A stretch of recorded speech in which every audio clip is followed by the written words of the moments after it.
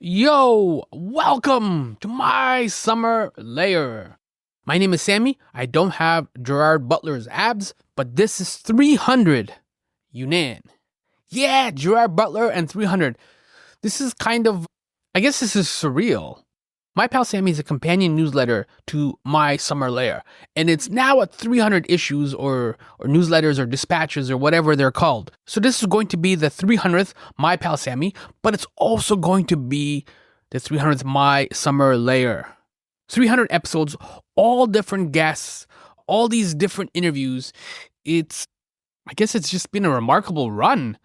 For this episode, I usually interview a guest, but I'm going to switch it up. I asked ChatGPT, how do you view me as an active citizen of the online world?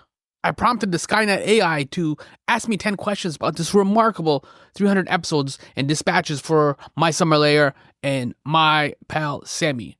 That's the choppy voice you're going to hear shortly following this long-winded introduction. Because I do need to take a few minutes just to put this all on the record. 300. I don't know if the audience would necessarily agree, but for me personally, it's just been surreal. Surreal, but nice, to quote Gret in Notting Hill. When you start a podcast, you're basically just throwing something online and you have no idea where it's going to go or even how it's going to connect. You don't have an audience. When you start a podcast, all you have is this thin hope that the guest can somehow bring in some web traffic, right? And like everything else in life, hope is not a strategy. Nobody knows who I am. You could argue it's still the same 300 episodes later. Nobody cares who I am. And in the last few years, as I've become established, like I've scored traffic from Australia and France, these are surreal locations. Like, what are you people Googling that like these interviews come up? If it was Estonia or something like that, I would believe it would be bots, but Australia and France, I'm going to go out on a limb and, again, hope. Hope is not a strategy, but I'm going to hope that for the most part, these are real humans pushing play. Again, when you start a podcast, you just don't have any way to understand what's going to happen to you and where it's going to go. A podcast is a road trip without a destination. Dude, I've been to the Magic Castle twice, simply because I interviewed magicians. After interviewing one of them, David Minkin, he said, yo man, why don't you come down to the Magic Castle next time you're in LA? And so I did. You have to know somebody to get into the Magic Castle. It's an invite-only place. You can't be on the guest list. You can't pay your way in. There's no tickets. There's none of that jazz. It doesn't matter. It doesn't matter how big or small your podcast is. You have to know a magician to get into the Magic Castle. And that I was able to connect with a magician via My Summer Lair. Not just one magician, but several magicians. That's stunning to me. I don't think or I didn't think or expect that was possible. Which I guess is the whole point of magic. This isn't humble bragging. I'm still in awe I've been able to visit the Magic Castle twice. Dude, twice. To be in such a sacred space, all because I hit record once a week and I talk to cool people who are doing cool things and I hobo ramble with these cool people doing cool things. Kind of like how I am right now, hobo rambling. It's a dreamlike payoff. That's why the only word I keep coming back to is surreal. Surreal but nice. Like, how did I end up here? Dude, how did I end up here was I interviewed Chris Blackwood at NASA. She works for the Jet Propulsion Laboratory, and again, she graciously offered anytime you're in California, they're out in Pasadena. Come by and visit, and you can see Mission Control. Yo, Mission Control is totally worth pants. I went and stood in Mission Control, this incredible and astonishing tether to outer space and to Mars. It's just right there. There's no other word for it other than surreal. Like, how am I here? What am I doing?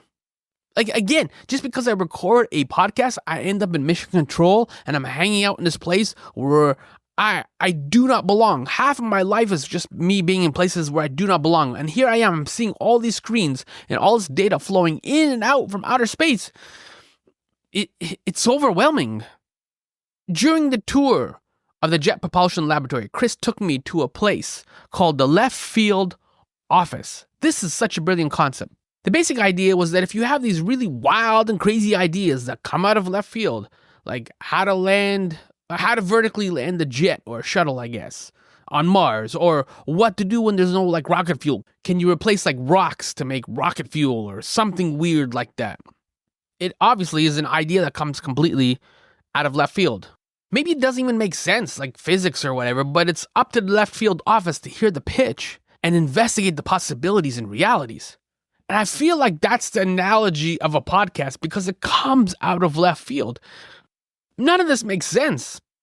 You make these connections, like I said, over 300 episodes, and some of the guests are like friends or they're acquaintances or they're more than acquaintances. Like, we need a word between friend and acquaintance.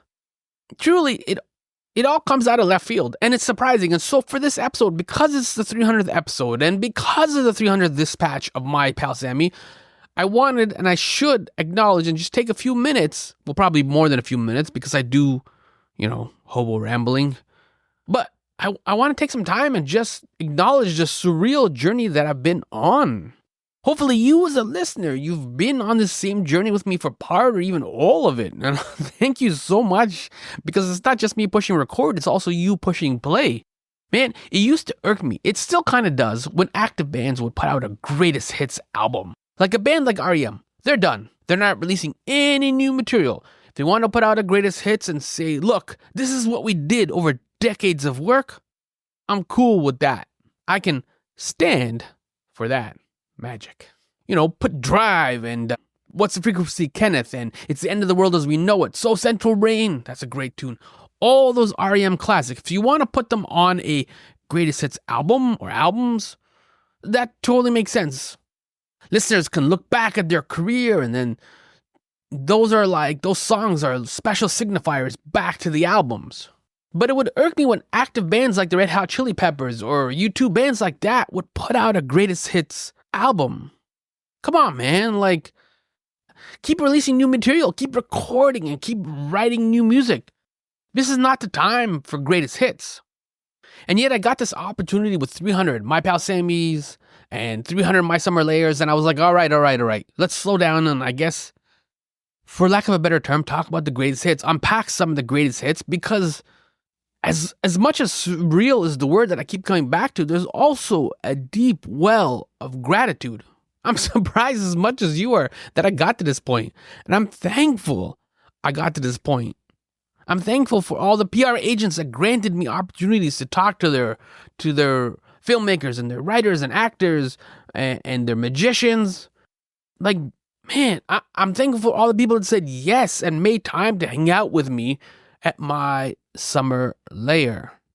There's gratitude, and I think sometimes that's why it's kind of annoyed me less with the greatest hits, because it's a beautiful acknowledgement of gratitude. Like, yo, look at this. Here's 30 songs that we wrote. These are pretty nifty songs.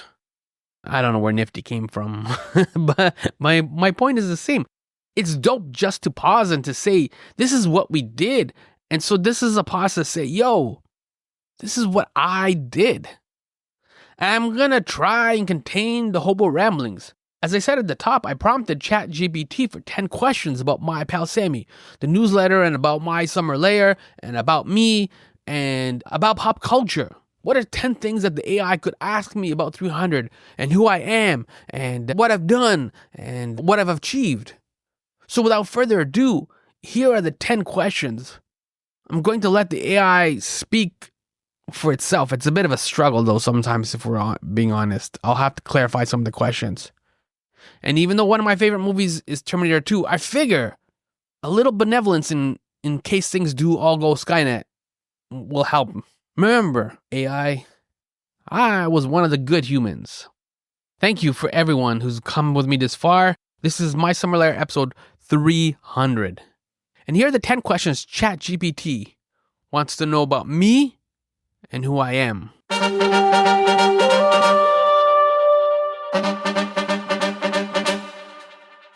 My Summer Lair has become a go-to for pop culture enthusiasts. What inspired you to start the podcast, and how did it evolve into the platform it is today? Oh man, okay. What inspired the podcast? Well, I guess a couple of things. One is before My Summer Lair, I was doing pop culture interviews for the National Post. I'd interview people like Russell Peters, for example. Actually, after I published the Russell Peters interview, I got an email from another comedian, Jerry D, who I did not know at the time, and he emailed me and said, I really enjoyed your Russell Peters profile. Would you be interested in talking to me as another comedian? I was like, yeah, man, sure. And that's how I met Jerry D. Since my conversation with Jerry, he's of course gone on to host Mr. D, the TV show on CBC, comedy specials, major tours. Dude is thriving. But that email, getting that email from him was like a nice little, I guess, affirmation, right? Like, oh, this guy at the National Post, he's got something. I remember early on when I started My Summer Lair, I interviewed George Strombolopoulos, and a listener wrote a comment and he said, this dude, meaning me, I don't know who this dude is, but he's killing it. Meaning that, like, I was engaging and holding my own with Strombo, which I thought was, again, a really kind compliment. Like, I don't know who this dude is, but he's killing it. I have to say that's kind of been, like, I guess my motto for My Summer Lair. I don't know who this dude is, but he's killing it. That's the vibe and the mood I kind of go for. This is the Frank Sinatra portion of the conversation, because there's times where I like to do these bite off more than I can chew interviews. One of them was Cory Doctorow. He's a science fiction writer, but he's also a tech writer. Like, he writes intelligently about AI and copyright and social media and Facebook and the dirty tactics these companies use. That's a difficult guess, and yet I want to get into it because it opens up so many intellectual roads. Plus, we both dig science fiction. And so I thought when the interview was done, I pushed stop after I hit record. I was like, wow. I was surprised too. I did good. Yeah, so it all started on King Street East. A friend of mine, Alex, had a bar that's no longer with us, sadly so, the Pacific Junction Hotel Bar. Oh man, if you've ever been there, a lot of people have. They know this pain. Cue the Denzel Glory tier for that bar, that one little solitary tier. It was a wonderful joint. Just warm and inviting. What was it called? The poutine spring rolls. They used to have on the menu these delicious poutine spring rolls with oxtail gravy and good gravy. It was amazing. Alex wisely realized you can get a beer anywhere in the city, and the Leafs and Raptors games are on like every sports bar TV. You may not be able to get poutine spring rolls with like oxtail gravy everywhere, but you still need some sort of edge to bring people into the bar. So one afternoon I met him for lunch, and he's like showing me a corner of the bar. He's like, I'm going to transform this corner into a radio station booth. His pitch was, Sammy, you do this stuff for the National Post. You think you can bring in like other people that record podcasts, and you think you can bring in some of your interviews and do them here, and we'll give guests drinks? What do you think? Yo, here's the thing. When somebody tells you stuff like this, when somebody gives you a pitch like this, it sounds grandiose, or it sounds like it's not based in reality. So a part of you is like, I don't know if this is going to happen. Like, it just sounds a little too nice, too perfect, too good to be true. But there's another part of you that's like, yo, man, there's a lot we can do with this. This is a good playground. This is a good environment. True to his word, Alex hired me to be the program director at Girth Radio. Terrible name, but I didn't choose it. New names now are so hard, you gotta lock up all the relevant socials as well. Anyways, sucky name aside, he finished building the studio, and he's like, well, Sammy, here you go. After he handed me the keys, I said, well, what do I do now? Like I said, there's a lot you can do, but I just didn't really think it through just yet. And he goes, I don't know, just interview a band or something like that. I'm like, oh, yo, that's a good idea. So he and I and several others slowly figured it out. And it's an interesting thing. I'm a solo podcaster. My Summer Lair is like Fresh Air with Terry Gross or Howard Stern, CBCQ, popular programs like that. I don't have an Ed McMahon. I guess the Howard Stern thing wasn't accurate because he's got Robin. But Fresh Air with Terry Gross and CBCQ for sure. So the question came up then as I started recording is like, who do you want to talk to? Who do you want to connect with? And because I'm such a huge pop culture fan, that list started to grow. And there's certain people you can't get at the beginning because you're small and you're starting out or whatever. And honestly, you also want to get a little bit better at your craft too, right? Like, You don't want to get David Fincher on day one and then suck it up and then don't know how to ask him questions and make a hot mess. First impressions and all that, right? Like, even though I've been doing stuff for the National Post, it's not audio. I published Q&A interviews, and so there's a different flow to those conversations. With those interviews, you can jump around in a National Post interview because you're just recording the audio, and then when you publish it, it's just a Q&A format, so you can edit things and move the questions around. So it looks like there's a flow, even though there wasn't. You provide the illusion of flow. With audio, with this podcast, I was tasked with building and figuring out where we go from here. And then in terms of evolution, how did it evolve into the platform it is today? Well, I added some personal and notable hashtags. Hashtag set to VCR, a weekly dispatch at mysummerlair.com. Every week, I write a weekly TV recommendation column, and there's a lot of sarcasm and there's a lot of puns. And there's also a ton of TV recommendations. I find that sometimes streaming can be overwhelming and it's hard to navigate when things are coming out, or even what show is on this what streamer, or like sometimes shows take a year or even 2 or 3 years to come back, and like, what was that show again? Shows also jump from streamer to streamer. Like, so hashtag set to VCR just kind of is just there to help navigate that. It's a TV guide. And honestly, it just kind of came out of my own selfishness just to try and understand what's happening with TV. What do I want to watch this week? I also have hashtag pants worthy, which of course things that are pants worthy. Maybe there's something dope happening at the AGO or back at Halloween, the Botanical Gardens in New York City. I think it was in the Bronx. They had this whole Nightmare Before Christmas kind of theme. I guess I'm not even sure how they executed it. I didn't get to go. But Nightmare Before Christmas at the Botanical Gardens in the Bronx, I'm like, yeah, that's pants-worthy. So if there are things that are happening that are like pants-worthy and amazing and remarkable, I call them out. I put them on the record. I share them on socials. You know, sometimes you just need to have reminders or suggestions of what's pants-worthy. You know, is this worth pants? That's really what that hashtag answers, because nobody likes pants. My other hashtag is down with pants. But another hashtag I frequently deploy is hashtag couchworthy. That is for obviously things that are streaming that aren't like TV. Maybe there's a live YouTube event. Stephen King has a reading. Sometimes when a new book comes out, he'll do a YouTube video. You want to stay at home, you want to watch it, it's on the couch, it's worth the couch. Pantsworthy is when you got to put on those damn pants. And couchworthy is when you get to stay home and chill and not wear pants. I have to say that's really the My Summer Lair evolution. Those 3 hashtags. The evolution is the 3 hashtags: set the VCR, hashtag pantsworthy, and hashtag couchworthy. And I'd add now, because it's at 300 newsletters, but the evolution is the addition of My Pal Sammy, a Substack newsletter, where I find that one of the odd things about doing a podcast is you do all this research beforehand with the guests, and you want to talk about certain things or certain themes kind of show up in the conversation that you're having. And either because I'm sloppy or I don't pick up on them in the present, or because we just ran out of time, I use the newsletter to expand on those themes and those ideas. That's what My Pal Sammy is. And so it's become a nice companion newsletter for My Summer Lair in terms of the evolution of the platform. That's really those are my things. Those are my wonderful things, like set the VCR, My Pal Sammy. I think those are the 2 notable things.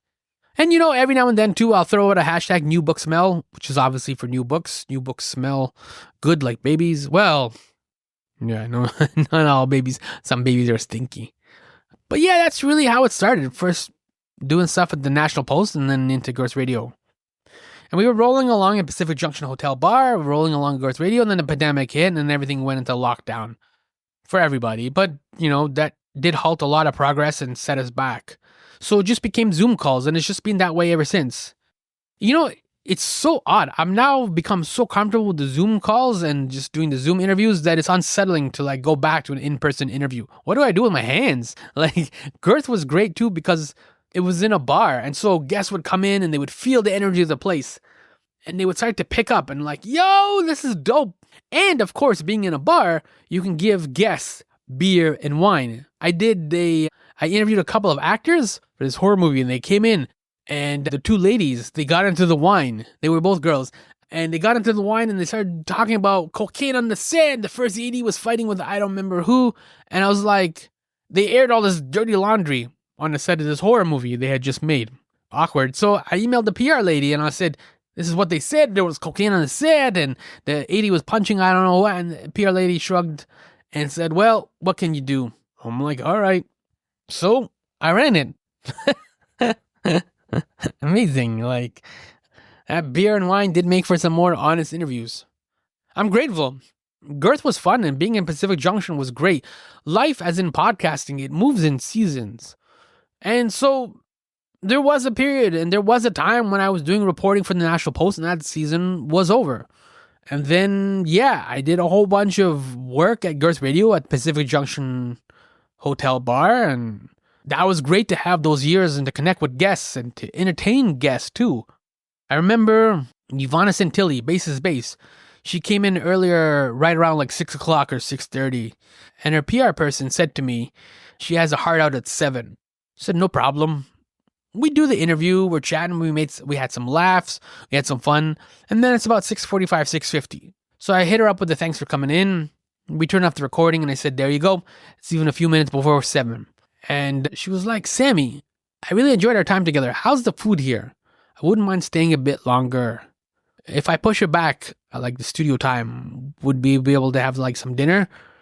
She made a couple of phone calls and she pushed it back and we ordered some food. I'm like, you got to try the poutine spring rolls. And it was incredible. We just got to like hang out and just having this dinner and this conversation. I used the word surreal in the introduction and I keep going back to that word because just being in this environment and just hanging out like with somebody like Ivana Santilli, that is surreal. But it was nice because being in the bar, you could give people some drinks and some food and let them chill. Especially with my Egyptian background, which is kind of like what we do. We like to sit around and smoke shisha and have story time and connect with people in this unhurried pace. The bar, Pacific Junction Hotel Bar, allowed me to do that. Being at Girth Radio allowed me to do that. It left everyone like, especially people like Ivana Santilli who had done a lot of quote-unquote professional interviews like at CBC and stuff like that. It left them kind of pleased because, when you do a CBC interview, you go in, you do it, and it's fine, and it's whatever, and then you leave. You don't get any drinks or poutine spring rolls out of it. So it was surreal, and I keep going back to the word, but it was surreal. And that's what I'm saying. So, like, there are all these seasons. National Post was one season, Girth Radio and Pacific Junction Hotel Bar was another season, and now it's just Zooms and occasional in-person interviews. I'm grateful that over the 300 episodes, the listener traffic is going up for every episode. Please subscribe. I thank you for all my subscribers to the podcast. You can subscribe to the newsletter as well. My pal Sammy's on Substack. I go back to that dude who left a compliment for the Strombo episode. I don't know who this dude is, but he's killing it. Thank you, stranger. I don't know who you are either, but your compliment is also killing it. Gratitude and surreal. That's kind of like, I guess, how it all started. All right, what's next, nerd robot? Sammy, you're this pop culture guru with a killer newsletter and podcast. But what was the moment you realized, hey, I'm pretty damn good at this? Was there a guest or a moment where you knew you had something special? Was there a guest or a moment when you knew you had something special? Yeah. I mentioned this a little bit with Cory Doctorow, but one of the earliest guests I had was Scott McCloud. He had written these compelling graphic novels, Understanding Comics and Reinventing Comics. And they're fascinating, just fascinating, because they really break down the comic book as an art form, as a storytelling medium. I like people like that can, I don't know how to phrase it, like translate complexity to English, if that makes sense. Theo Epstein, the baseball guy, he does that for baseball. He's so good at it. When Theo Epstein talks about baseball and he does interviews and things like that, sometimes he's on Part of the Interruption, I walk away, I'm like, man, I understand baseball. Anybody that can effectively communicate that essence is valuable. That's also, I guess, a running subplot of, or a part of what My Summer Lair is looking for. These people who can, or who have that ability to communicate the essence, translate complexity to English, the essence of whatever the documentary is about or whatever the topic is about, Because being able to communicate wait, let me back up. I'm communicating badly right now. The problem is that a lot of people are smart and they're well read and they have education and they know things. But the ability to effectively communicate those things, especially using metaphor or analogies, and to be able to connect people with the knowledge that's in your head, that is a rare and beautiful skill. That's a difficult thing to do. And so when I talked to Scott McCloud, it was fascinating because I like comic books, sure, but I felt I succeeded at being able to communicate and share the essence of what his work is about. I pulled it off. It was like a bank heist. It's an interesting thing because My Summer Lair is a solo podcast. I live in my head. So I don't always know if what I'm saying is controversial, if it's different, maybe it's unique or it's strange. I just need to go out and test things with humans. Like, it's like that drug where you got to test it on humans after a certain point. That's what my theories are, my beliefs are, right? Like, there's a little bit of psychology involved in hosting a podcast. And so you throw things out and you're curious, what do you think about these comics? I don't know if I agree with you about this. You go back and forth. I love that back and forth. And being able to hold my own with him was, like I said, thrilling. I was so proud of myself and I gave myself a pumpkin sticker. I don't know. Are you legally allowed to give yourself a pumpkin sticker? I did anyways, and I stand by that pumpkin sticker. Although I gotta add though, as a PS, that interview with Scott McCloud revealed a disturbing, I guess, podcast trend or cultural trend. I interviewed him for a graphic novel. His latest graphic novel at the time was called The Sculpture. Outstanding graphic novel. If you want to check it out, I highly recommend it. So, of course, in the interview, I asked him some direct questions about it. And when we finished the interview, he said, "Sammy, I want to thank you for reading The Sculpture." Like, what do you mean? And he shared he's done a number of interviews to promote the graphic novel, and in some cases it was clear, like the podcast host or the radio DJ hadn't read it. Maybe they were in some sort of rush. The producer said, "This is your new guest today. His name is Scott. This is the graphic novel." And they just give him like a couple of points, bullet points to go off of. That's stunning. This would be one of the most astonishing aspects of My Summer Lair. Guest after guest over all the years have told me repeatedly, "Thank you for watching the documentary. Thank you for reading the book. Thank you for reading the graphic novel."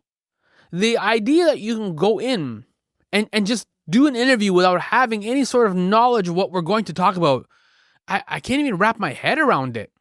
Who doesn't watch the documentary? It's 2 hours. Like, unless it's like The Last Dance or something, like, it's 2 hours. How could you just want to go in and blindly talk to a guest and waste their time?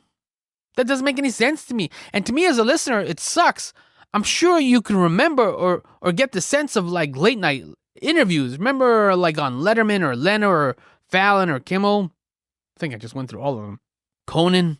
The TV host clearly didn't watch the movie or read the book or whatever it may be or listen to the music. And the way that they ask certain questions, there's no real kind of insights or connections. It's just like they're going through the music. They're just reading off the teleprompter or whatever the cue card tells them. Stunningly, that was one of the takeaways from like talking to Scott McCloud. And I don't know if this is weird or not, but I'm going to say it anyways. The other thing I do is I subscribe to the Jay-Z thing. Jay never raps about his failures. Jay-Z had a 40/40 club that closed in Vegas. I've been to the 40/40 club in New York City. It's all right. But if you actually listen to almost all of his music, what he raps about is mainly success. So it seems like he's a successful businessman, and he is. But the reality is you're also not in business this long without a number of failures along the way. Well, you know that stupid stat? 7 businesses. If you start 10 businesses in the first year, 9 out of 10 businesses fail in the first year, or 7 out of 10 businesses fail in the first year, whatever that stat is. That still applies for Jay-Z. It applies to everybody who goes into business. Every now and then you get some outlier or whatever, like Mark Zuckerberg starting Facebook in his college dorm. Congratulations. But most of the time it's that stat, right? 7 out of 10 businesses fail. We get sold these mythologies, these classic American mythologies, but most of the time it's not true. Jay-Z doesn't rap about his failures, and I've also subscribed to that philosophy. I've done 300 episodes. It's not like they're all incredible or amazing or like I should be winning a Peabody or any sort of nonsense like that. But I guess similar to the Jay-Z premise or philosophy, it's also the Simpsons philosophy, right? The Simpsons are almost 40 seasons deep. So of course, there's going to be crap. Like they're doing 20, 22, 24 episodes every single season. There's bound to be crappy episodes, bound to be jokes that failed. Batman's been around for decades, right? Superman has been around for decades as well. There is tons of crap associated with those legacy characters. And yet Batman also has a ton of incredible stories, Hush and Arkham Asylum and so many more. Circling back to The Simpsons, as long as the majority of The Simpsons episodes are good, we're good, I'm good. And it's the same thing like, in baseball, a guy who's batting 300 is good. But what you're saying is that 10 times he goes up to bat, if he can hit it 3 times or even 4 times, he's good. That's not even 50%. So I feel comfortable with this. Like it's not a humble brag, or I just feel like, I guess what I'm trying to say is like, I just feel like in our culture, we don't have enough pride in our skills and who we are. And that's partly why I'm just recording this 300th episode this way. I never wanted to subscribe. And the reason why I'm bringing up the Jay-Z thing is because I never want to subscribe to somebody that's like promoting, oh, I'm suffering from writer's block, or I have anxiety, or whatever. Like, anxiety is real, all that stuff, that's fine. You deal with it. Go see a therapist. Like, you take medicine, you journal, you meditate, you take whatever steps you need to do, and self-care. You address it. I just never found any of those things when they were deployed as part of a brand to be appealing. I like the Jordan and Kobe brand, which is like the focus, the intensity, the domination, the determination. Tom Brady's the same way. Patrick Mahomes seems to be going that direction too. And Jay-Z, who never raps about his failures. Give me something inspiring. Don't share with me your struggles. I want to be inspired. It's just a simple recognition as much as I'm left-handed and that I have black hair. That's really what I'm getting at. After 300 episodes, it turns out that I'm good at this. And yet, not all the 300 episodes past and not all the 300 episodes coming are going to be winners. But I can still churn out some pretty solid episodes. I have room to grow. I have things that I can correct and I can address. But at the end of the day, I'm blessed. I'm comfortable with who I am and what I've achieved. And I'm grateful that I've had this opportunity to talk to so many people. I think that's cool. All right, what else, nerd? How much of Sammy Younan the person is in My Summer Lair and My Pal Sammy? Are we getting the real you? Or do you dial it up for the mic and the keyboard? How much is Sammy? All right, it's time for a rant. The Bruce Banner portion of the podcast is over. It's Purple Pants time. This is the difference between an influencer and a curator. An influencer is a shill. It's a company spokesman. They're just hooray for everything. For example, I'm not a fan of in-house podcasts, and a lot of TV shows on HBO, Mission Impossible, the Tom Cruise movies, they have an in-house podcast. DC Comics has an in-house podcast. You've got to be critical. You can't just be hooray for everything. You gotta hate things accurately. Yeah, you gotta hate things accurately and completely. Otherwise, you'll automatically have no significant value. The worst is a hooray for everything movie podcast. This movie's amazing. These actors are amazing. This interview is amazing. The director, is amazing. Look, that's rubbish. It's 1-800-GOT junk. Anytime authenticity is sacrificed for marketing, then that creator has flat out failed. This is going to be weird to say, but it's good to hate things. The Muppet Show is a classic example. By all means, watch it and reference it and be influenced by it and celebrate it. Muppet Show is amazing. Yeah, let's celebrate Jim Henson's sarcastic vision. The thing is, the Muppet Show also featured Statler and Waldorf, the two old guys on the balcony who were prominent Muppet Show haters. But the thing is, they weren't just like haters online or whatever. They were there. And that's the lesson from those two old guys in the balcony. Hate is not a shortcut. It requires the same amount of work as adoration. This is where the rant is coming from, because you have to do the same work even for hate. Hate is a valuable public service. However, hate requires a balance. You don't have to be fair, but you gotta be accurate. It's not a bad thing to be a hater. It's a noble endeavor. As soon as you celebrate everything, everything's amazing. When you hooray for everything, you lose credibility. That's what hate is valuable, because it balances it out. Pop culture is amazing. But as anybody who's logged onto Tubi can attest, there's a ton of crap out there. And that's what a curator is versus an influencer. A curator has credibility and authenticity. You don't have to agree with me. I'm a curator. I'm not an influencer. But all I ever ask for from you is an ear. Just listen to what I have to say. I don't need you to hear or even interpret what I'm saying. I'm asking you to listen. And that's a mighty big ask. There's always a big difference between listening and hearing. Look at these recommendations I have, or set the VCR. Maybe they work for you, maybe they don't. But always, to me, that's the difference between an influencer and a curator. The influencer has no authenticity. Is my pal Sammy, is My Summer Lair the real me? Yeah. It's coming out a lot of my passions and my curiosities, and it's hopefully my authenticity. I gotta add one more thing about haters and hate. I think sometimes we baggage, or we apply a little bit of cheap pop psychology to pop culture.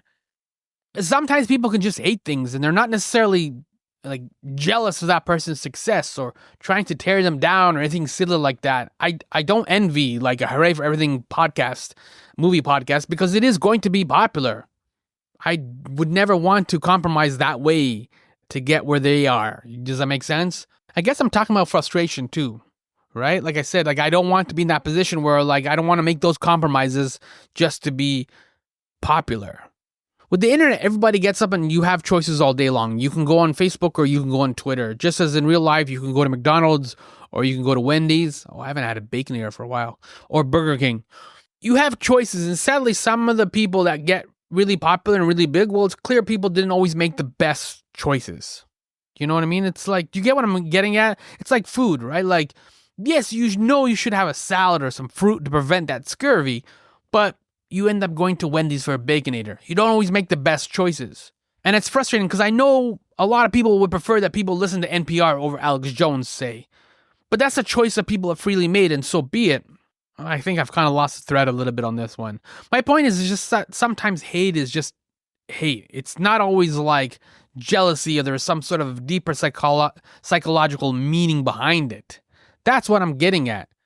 I can be frustrated with a certain popular podcaster or two or whatever it may be, but it's not because I'm coming out of a place of jealousy. It's just because I recognize that people have made, I think, terrible choices. That might sound a little bit more arrogant now that I say it this way.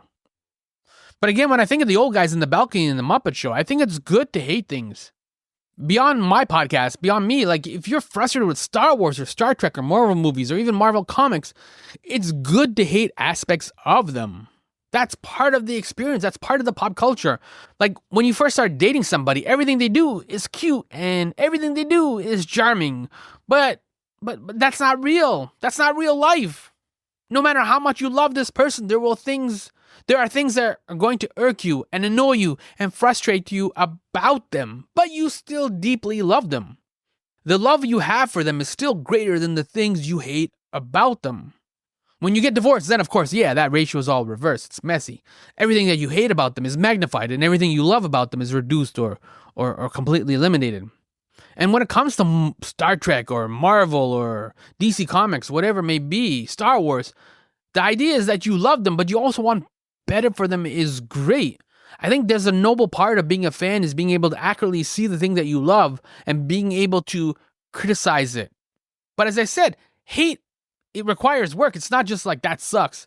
The old guys in the Muppet Show had to put on pants, damn pants, and they had to put on a suit, and they had to get a ticket, and they had to go to their show. It was work. They made effort. I don't agree when hate is used as a shortcut. And that's, I think, the thing that gets on my nerves. It gets my nerves so much. It's when people try to use hate as a shortcut. They try to bypass it and, not do the work. Can you judge a movie by a trailer? Yeah, absolutely. There's also track records. After all those awful Sony Spider-Man movies, after a while, after Madam Web and Venom, Morbius, and others, the next couple are going to be terrible. That's a track record. So even though the new one for Craven, for example, the trailer looks good or maybe even better than some of the other ones, You don't necessarily have to assign hope to Craven. In that case, the track record speaks louder than the potential. So, this is a weird rant, I guess, but I'm okay with hating things. I guess that's the other thing, going back to influencer versus curator. A curator doesn't just curate and collect all the good things or whatever. It catalogs and creates quality hate. It demonstrates why this thing should be rejected or despised. Right? It's like in math, when you used to take math in high school. I blocked most of that out, but I remember you couldn't just get to x is equal to 23. You had to show your work. That's what a curator does. Again, the difference between a curator and influencer.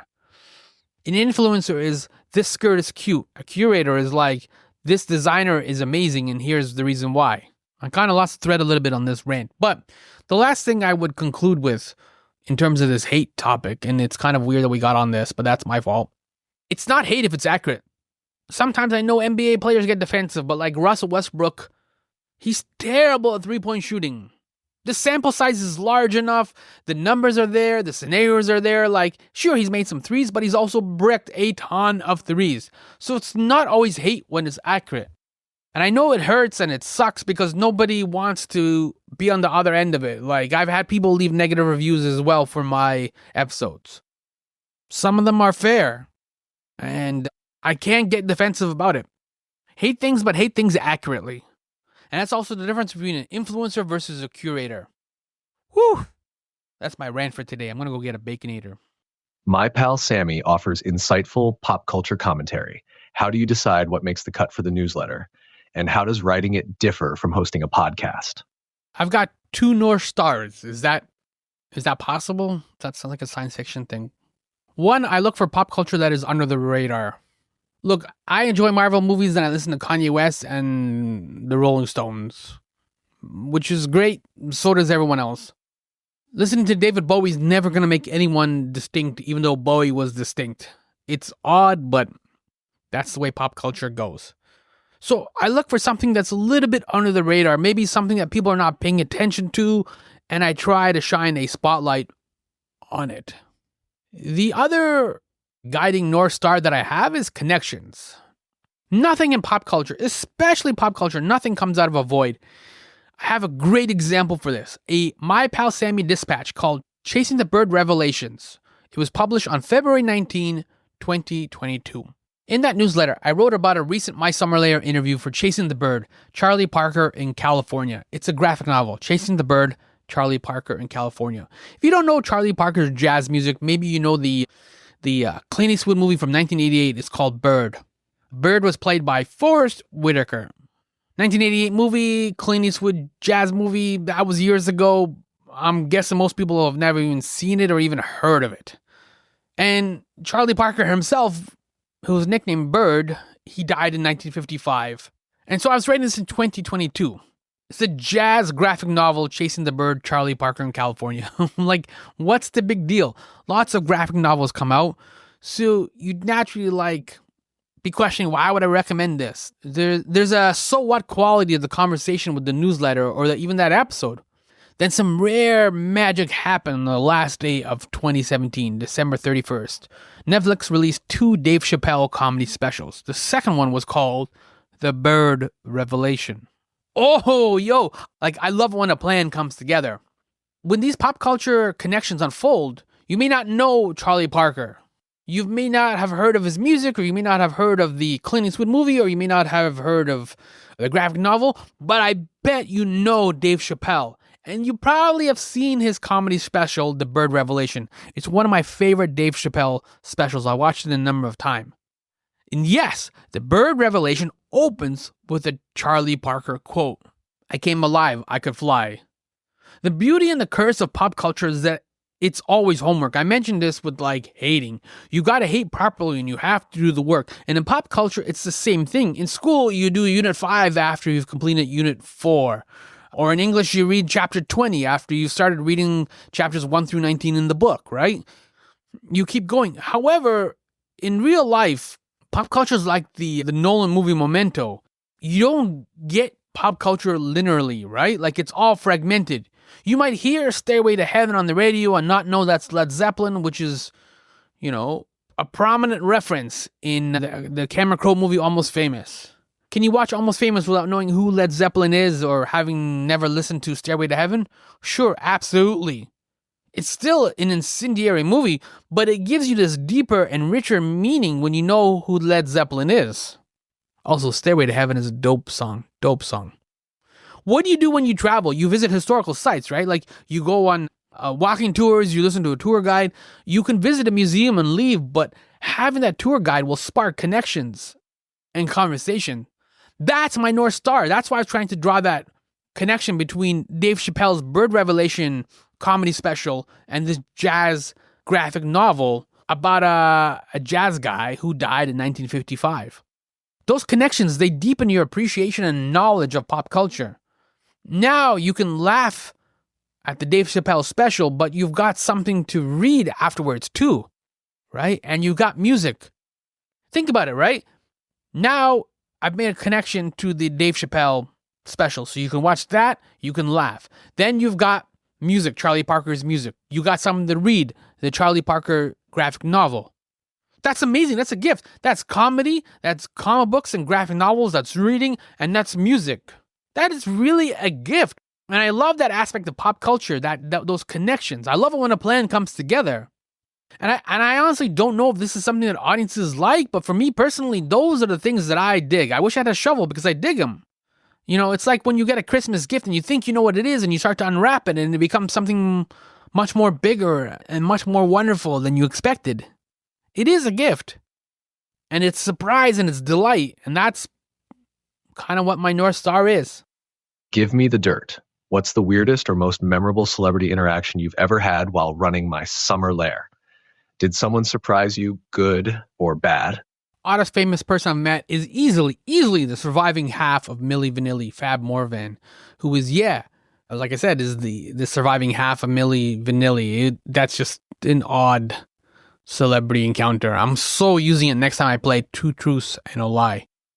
It's nothing special, but here's what happened. In June 2023, I was granted the invitation to shoot the red carpet for the Milli Vanilli documentary, which premiered at the Tribeca Film Festival. The documentary is just called Milli Vanilli. It's streaming on Paramount Plus if you want to check it out. And at the red carpet, I spoke with the doc's director, and of course, I talked to Fab about Milli Vanilli.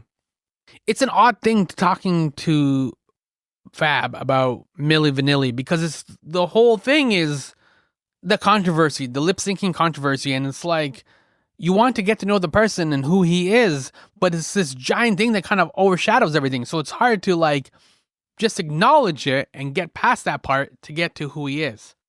It's also interesting because before he walked onto the red carpet, this was in, like I said, it's in New York City, it's at Tribeca Film Festival. He got out of the car and he was walking towards the red carpet area. And people started to notice him and they would come up and I could hear some of the stories and the people were saying things like, oh man, I saw Milli Vanilli at this venue at this time this year, or my sister and I went. Like the controversy all these years later, it didn't matter. The people loved him. They loved Milli Vanilli. Those hits are still hits. These people were happy to see him. You know, at the time when the whole controversy came out, Milli Vanilli turned out didn't sing at all and like all this ruckus, it seemed like a big deal, but either time sanded down the controversy or maybe it really wasn't a big deal. It was a thrill to talk to him, just connect with him. Like, I know you're not there, but I just wish I could convey to you the excitement and the passion on the red carpet. Milli Vanilli has fans, present tense. Girl, you know it's true. You can read about that experience in some of the quotes from the interview I had with Fam. It's set to VCR, Milli Vanilli. It's from October 24, 2023 at My Pal Sammy. Definitely meeting half of Milli Vanilli. That's got to be the oddest famous person I've ever met. Although I would add another odd guest on the show was Rivka Reyes, who played Katie on School of Rock. That was a blast to do.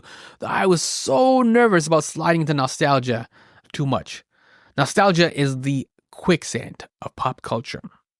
But like School of Rock is one of those movies where, man, that was a fun movie. That was satisfying. It's not going to win an Academy Award. It's not like going to make best lists or whatever. It's not like a movie you have to watch before you die or anything. It's not a Citizen Kane or anything like that. But it's just a nice, satisfying, charming movie. So it was so fun to talk to Rivka about Jack Black and making School of Rock and where she's at these days. So those are my two oddest, I think, celebrity encounters. Katie from School of Rock and meeting half of Milli Vanilli, who is fab. And that was a fabulous celebrity encounter. Significant areas of pop culture are struggling, or let's be on a hot mess right now. Streaming wars, superhero fatigue, TikTok China drama. If you were the king of pop culture for a day, what's the first thing you'd fix? Oh man, what would I fix? You know, I touched upon this in my last answer, talking about School of Rock and interviewing Rivka Reyes. I'm terrified of nostalgia, just terrified of it. I always put the no in nostalgia. I can't stand nostalgia because there's a condescending element to it. Nostalgia is like baby talk for grown adults, but it's marketed as fan service. I despise fan service. Nostalgia is, I guess the best word is condescending. That's the word I kind of keep going back to. This the arc of pop culture, the arc of the pop culture universe. It's long, but it bends towards nostalgia. And that's a problem. Like an example of is like when they brought back Picard and they had those 3 seasons of that show, the Star Trek show Picard. I like Picard. I like Next Generation. I like Star Trek. But, you know, watching season 1, I was frustrated. Like, why does this story need to be told? Like, why are we revisiting this character? Like, is this story good? You have to give me more than nostalgia. Don't just sell me nostalgia. I'm like, don't you miss Picard? I do miss Picard, but why are you telling me this story? Like, sometimes nostalgia is beer goggles for pop culture. This is how we ended up with Beverly Hills Cop 4. I think it was called Axel Foley on Netflix. Like, what are we doing here? In 2024 or something, yeah, it's 2024, we had a brand new Crow movie. Like, why are you telling these stories? The last couple of years, we've seen terrible Ghostbusters movies. I like these worlds, I like these characters, but what are you giving me? You have to give me more than nostalgia. You have to give me a legitimate reason to continue telling these stories. I get frustrated with this stuff. NBC has picked up NBA rights now. There's this whole thing this summer recently with the controversy of Inside the NBA on TNT and all this stuff. Where is Inside the NBA on TNT going to end up? Is this the final season? Is this the end? But with NBC picking up the rights now, they're really excited because they're like, we're going to bring back Round Ball Rock, which is the NBA on NBC anthem. It's a great tune. It's written by John Tesh, of all people. It's fantastic. Watching that, the NBA on NBC with Round Ball Rock scoring it. Back in the 90s, you heard it all the time, and it was amazing. But I don't want to go back to it. Jordan is retired, and yes, so is Marv Albert. Kobe's dead, and Bob Costas was until recently doing baseball. Don't just sell me Round Ball Rock. Like, I get frustrated. I find that nostalgia is just selling me empty calories. I'm hungry for something else. Nostalgia is snake oil for nerds. I will watch the NBA games on NBC if they're packaged well and they're fun and things like that. But the hook is the NBA games. Round Ball Rock is not an effective way to lure me in. And I might be in the minority. I probably am. And I understand it's probably going to be effective. Maybe there's a lot of people who are excited to hear it again. Maybe they're going to record it and do a new version or add some more strings or something funky or whatever it may be. I get all of them. And it'll work for sure. But for me, and I hope I'm not alone, I might be just in the minority in this one. I don't like nostalgia. And so when I was doing the School of Rock interview, it was difficult to be present because you also have to look back. I've done other similar interviews like the School of Rock with that similar tension where you have to be present but also look back. I did a Cabbage Patch Kids documentary, a He-Man Toys documentary, and then later I did a graphic novel about He-Man and the origin of toys like that. I also did 1982 Greatest Geek Year Ever, a standing episode with Mark A. Altman. When I've done those interviews, when I record those episodes, I often ask the guests, how do you avoid slipping into nostalgia? Because this is one of the skills I want to learn. How do we talk about these things? How do we talk about Cabbage Patch Kids, which were a huge phenomenon, and it should get a documentary? But I also want to talk about marketing and toys and all these other aspects of that Cabbage Patch Kids phenomenon. He-Man's huge, literally, and as a toy. He-Man's never gone away. Kevin Smith is writing Netflix He-Man cartoons. How do we talk about these things without, like, slipping in nostalgia? You know, rose-colored glasses. He-Man was amazing back in the day. Was it? So yeah, if it was up to me, if I was in charge, and I'll clearly never be after this episode, but yeah, if there's one thing I would fix about popular culture is I would put the no nostalgia. This isn't necessarily a get off my lawn or a grumpy old man. It's the condescending part that I keep circling back to. I don't think there should be an element of condescending baby talk in popular culture. That's where that's where my frustration is. It's the condescending part. I would change the condescending part, and I would change the effectiveness of nostalgia. When I use the example of Picard, of like, why are you telling me this story? I would much rather have something that takes place after Voyager continue the story and expand the universe, rather than having me chill with Picard. But again, as I said, the ChatGPT question was, what would I do if I was in charge? I'm not in charge, and so here we are, swimming in nostalgia. And yet, nostalgia plays such a significant role in pop culture. Why do you think people gravitate so strongly toward revisiting the past? And how do you balance that nostalgia with exploring new, uncharted territory? Yeah, so this kind of continues what I was saying before about the no in nostalgia. With pop culture, nostalgia is part of the all-inclusive package. You can drink as much of it as you want. I can't stand the word edgy, but I can't think of a stronger word. In the past, things had sharper edge. They had a sharp edge, like Cheddar, Eddie Murphy Raw, Eddie Murphy Delirious. Andrew Dice Clay is another edgy example. Back then, there was more freedom, which meant there was more fun. I don't ever look at pop culture through this like hazy, murky lens of, is this wrong or is this inappropriate? Crossing the line. What line? Like, why would I give the people who drew an arbitrary cultural line that power, any power? I can see the argument of why you don't show a kid a movie like The Shining, Kubrick's Shining. It makes sense. It's for adults. It was designed and executed and created for adults, and that's why we have movie ratings. And yet, here's the yet. There's also the valid other side of that argument and that premise. Maybe, just maybe, a kid seeing The Shining initiates a love of horror, and he goes on to read Stephen King, and he enjoys horror movies, and he even makes friends who also like horror movies. Maybe he even grows up and makes horror movies. The Shining creates these richer experiences for that kid. You know, after I interviewed Chris Blackwood, a user experience designer at JPL, NASA's Jet Propulsion Laboratory, she gave me a JPL tour. And at one point I said to her, all the people that you know or that work here, this is NASA. This is NASA.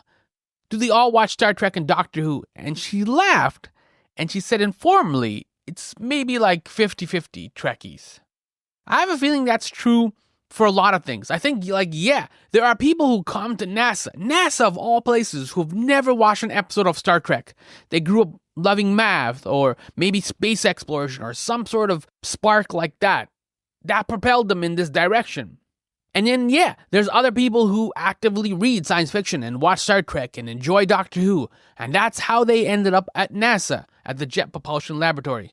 50-50, that sounds about right to me. I also believe that nostalgia isn't always the accurate emotion we're expressing. It's just a cultural shorthand. Sometimes what we mourn is common sense. So we're not talking about nostalgia, even though that's the word we're using. Okay, all through the 80s and 90s, I lived through morons like Tipper Gore, who bull and China shopped her way through rap music. The genre is doing just fine at 50 years old. And all kinds of satanic panics about music and comic books and video games, most of the mediums I was enjoying and I still enjoy. There were so many idiots and they mashed our pop culture and mashed so many creators. Remember Columbine? When the Columbine shooting happened on April 20, 1999, everything got blamed. Violent video games, violent movies like The Matrix, dark music, and more. We scapegoated as much pop culture as we could. And yet, despite all of that, there was an elegant common sense back then. The rule was, if you don't like something, change the channel. Don't watch the movie or read the book. That rule, that premise, that idea, that's what's currently missing. Nothing in pop culture is an obligation. Are some rap lyrics heinous? Sure, maybe, perhaps, but so what? Daniel Steele books are not written for me. If you like them, go nuts. Read them all. I'll be over here chilling, reading Stephen King. You're an adult. Act like one and change the channel if it ain't your cup of tea. It's too long to say, so we end up using the word like nostalgia when that change the channel common sense is completely absent. Does that make sense? Man, I find it so frustrating because lately there's this like weird, gross prime directive to make pop culture better. I'm using air quotes. Make pop culture better by banning books or deplatforming speakers and kicking podcasts off outlets, censoring comedy more. I'm not a janitor. I'm not here to clean up pop culture. I don't think anything is bad or even offensive. Because I have the power to change the channel. Changing the channel is part of the freedom of pop culture. You want to spend as much time with the good stuff as you can. Last I checked, that's the value of pop culture. Spending as much time with the good stuff as you can. And I enjoy the time I spend with comedy and comic books and movies. Why would I spend and waste time, any time, categorizing them? This is offensive, or this is wrong, or these jokes shouldn't be made, or like, these are off topics, or sacred cows. I don't want to do any of that. I don't want to clean up any of it either. I don't mind when people come to me and say, like, I want to take my kid to a Marvel movie. She's 8 years old. Can she sit through this? Is it scary? I remember a parent asked me about Doctor Strange 2. And I'm like, well, I answered honestly. There's a zombie Doctor Strange after a certain point. Is that scary to your kid? Or is that thrilling to your kid? Again, if you don't like the joke, then don't laugh at it. What a radical concept. If you hate rap music, then listen to the music you dig. Freedom is fun. Freedom is like valuable. Change the channel. Yo, sorry, man. This is turning into a lot more ranty than I thought I was going to be. You know that? Hopefully you didn't change the channel halfway through that rant. Both podcasting and writing require a deep understanding of your audience. How do you approach crafting content that feels personal and universal at the same time for both your listeners and readers? Ah, yes, the audience. I don't know is the honest answer, which I admit and recognize is a terrible podcast answer. Here's a confession. I hate biography. I have a sister, but I don't think I've ever mentioned her on the podcast. It's not about being ashamed or being embarrassed or any sort of nonsense, emotional nonsense like that. It just has nothing to do with the topic at hand. You know how somebody who graduates from Harvard will like work that into every single annoying sentence? Oh, so I've recently picked up gardening. Really? That's super interesting. We had an amazing garden at Harvard. Yo, man. I'm the opposite of that. I'm like a pop culture Batman. I operate in the shadows and I do some good. Gotham doesn't know who I am. Some people appreciate my efforts. Others despise me. The music, the documentary, the book, that's the most important takeaway of every episode of My Summer Lair or every dispatch of my pal Sammy. The book, the music, like the documentary. Who I am is secondary to all of that. Obviously, my intelligence, if you want to use a cavalier word like that, my intelligence comes through in every odd pop culture connection. Here's a great example. I interviewed Jason Hare, the Last Dance director. What a thrill that was. So intimidating. He has a Netflix documentary on Elvis. Fantastic documentary. You can check it out. Return of the King, The Fall and Rise of Elvis Presley. Jason grew up Catholic. He's from Boston, so obviously he spent time in Catholic churches, which are known for their stained glass windows. And so I drew an analogy in talking about Jordan and Elvis and the documentary work that he does and his Catholic church background. He did the Fab Five documentary, he did The Last Dance, he did this Elvis documentary, and I point out these are like the stained glass windows of the Catholic Church. Those stained glass windows elevate the saints, right? They make you look up and they make you see these ordinary humans who did extraordinary things. And that's exactly what Jason's documentaries do. Jason Hare's documentaries are pop culture stained glass windows. We elevate the ordinary who do the extraordinary, and we recognize how we've been blessed, so blessed, richly blessed with greatness. Like that, to me, is so much more fascinating. And he liked that, and we went down that road, and we unpacked all of that. Like, do you really need to know how my day was or like what I'm struggling with? I understand and I get it. There's an intimacy with podcasting. But I also believe in, I guess, boundaries. I don't want to sound like I don't want to sound like an Oprah episode here.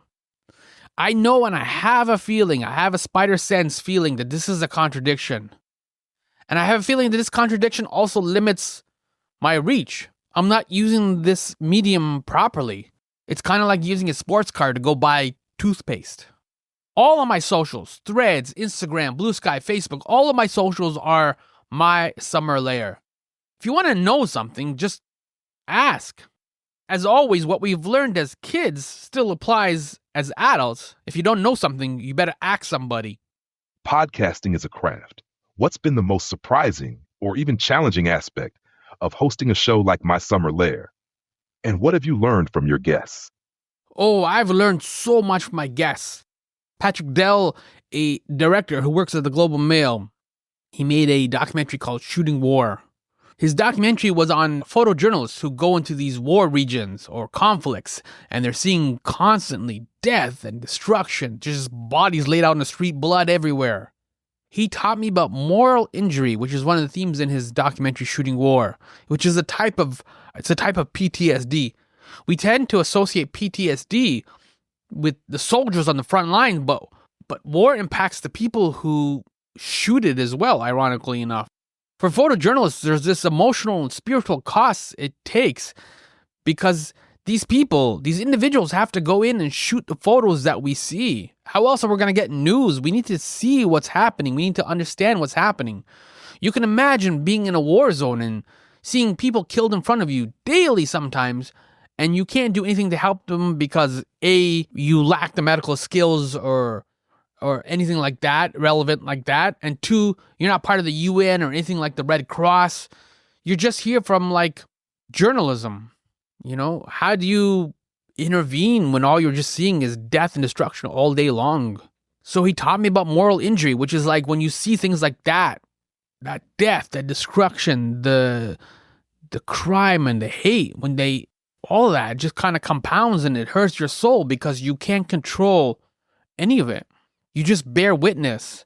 It's a lot like, it's a terrible analogy, but it's a lot like those wildlife photographers, right? Like they see like a lion mashing up in an impala and nobody intervenes. It sucks for the impala, but that's just the way it goes. Now imagine if that was humans and you're just seeing that over and over again. That would eventually erode and harm your soul. That's moral injury. Another guest, Alicia Cook. She's a passionate poet. She's been on My Summer Lair twice. Super charming, super wonderful human being. From her, I learned about empathy and patience and working through grief. We grieve so much. It's a human condition. Though this grief, it's never about the humans we've lost. You can grieve lost jobs or potential or miscarriages or flawed friendships that used to be and friendships that never were. She's also pretty funny too. So she balances both the grief and the humor, which I appreciate.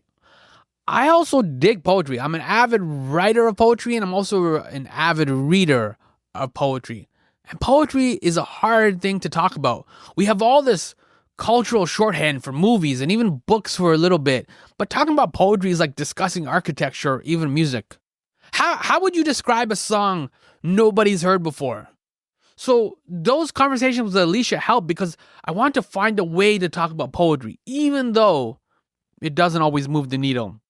My guests teach me a lot because every episode starts off with me being curious. I'm curious about a couple of things, and that's usually where I center my questions and what I want to ask about.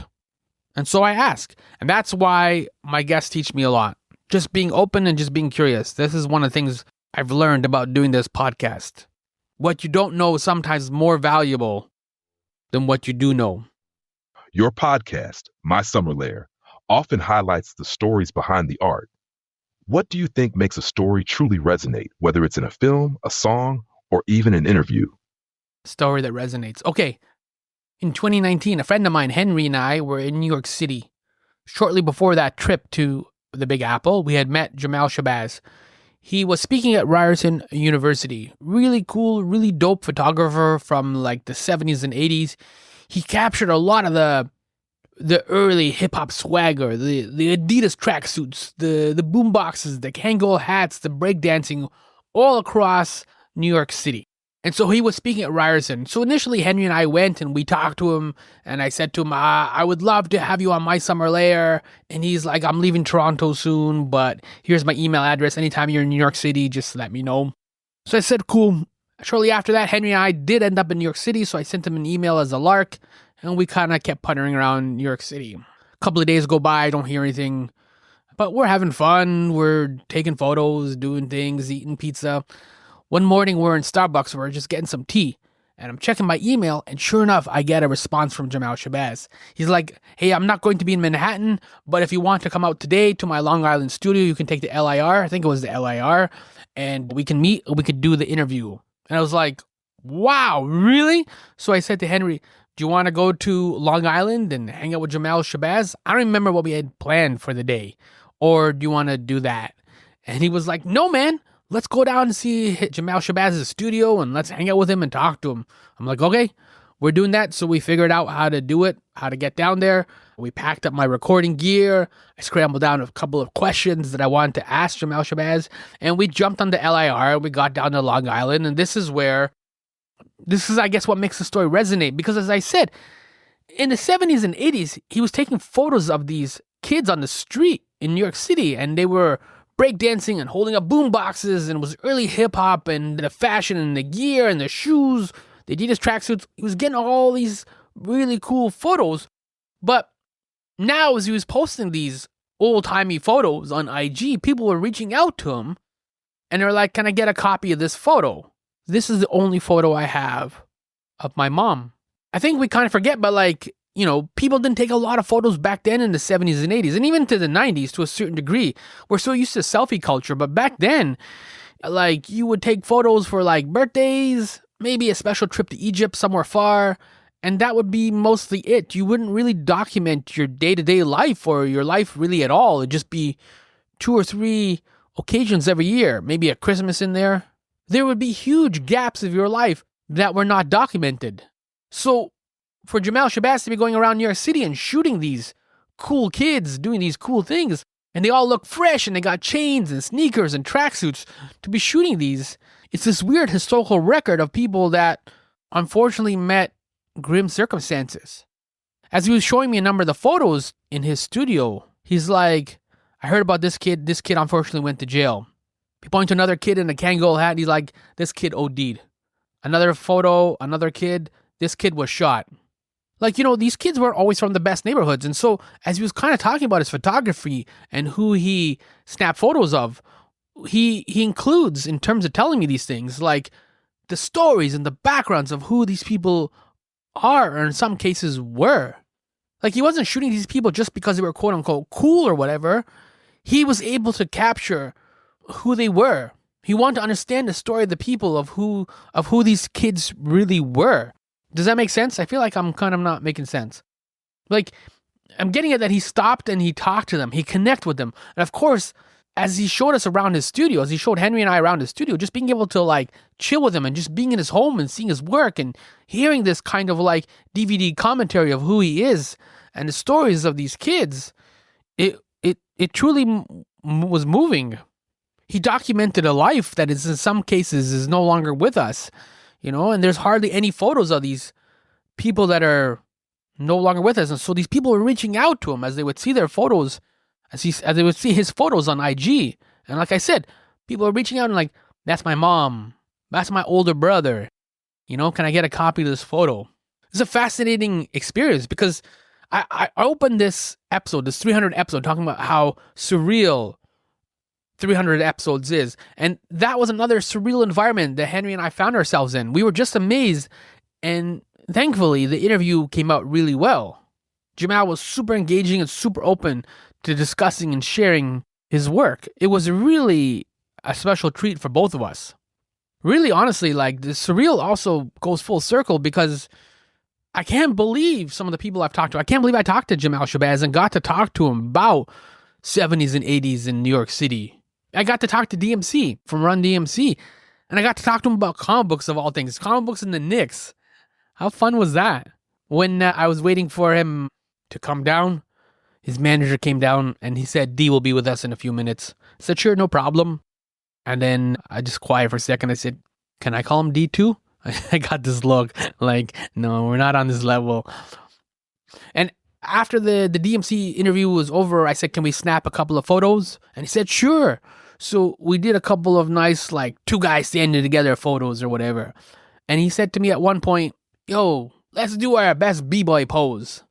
And I'm like, yeah, man, I'm from Scarborough. I can represent the B-boy pose.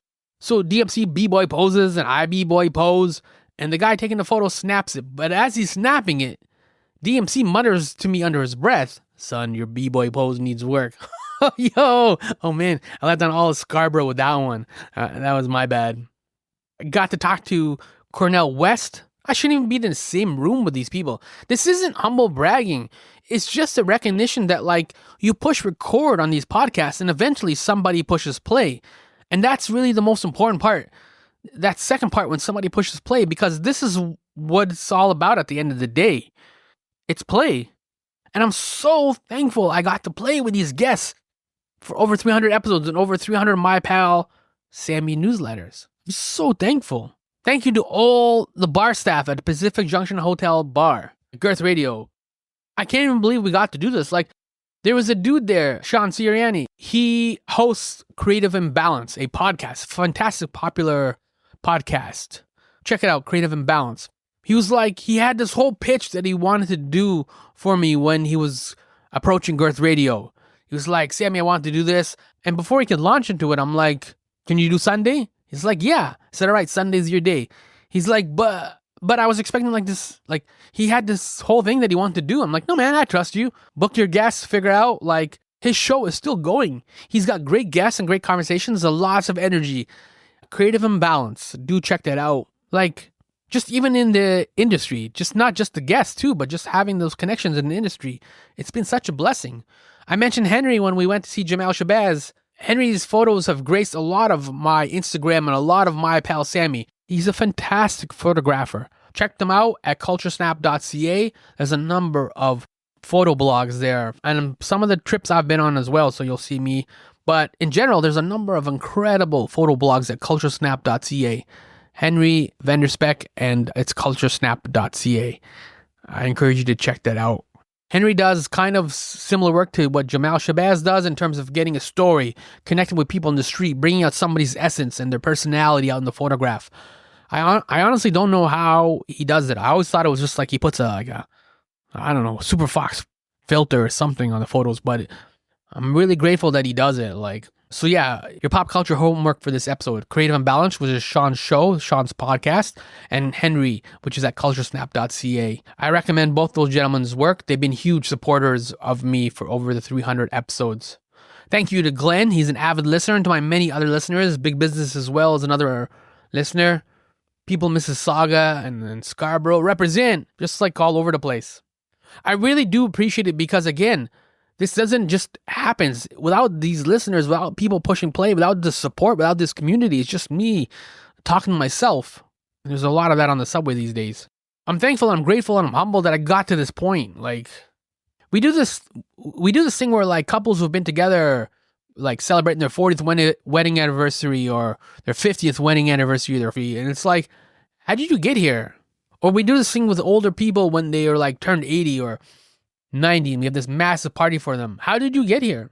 And honestly, sometimes it does feel like it took forever, like waiting for a bus to come and it's raining and you're at the bus stop and you're cold and you're wet and you just want to go home. And other times it feels like it's only been a month, 2 weeks. 300 episodes is remarkable. There's a distressing concept called pod fade where people get excited and they start podcasts and then 2 or 3 episodes in, 6 episodes in, 7 episodes in, they stop. Because it's hard. Everything is hard. It's hard to make a movie. It's hard to write a book. It's hard to make a podcast. It's hard to write a weekly newsletter.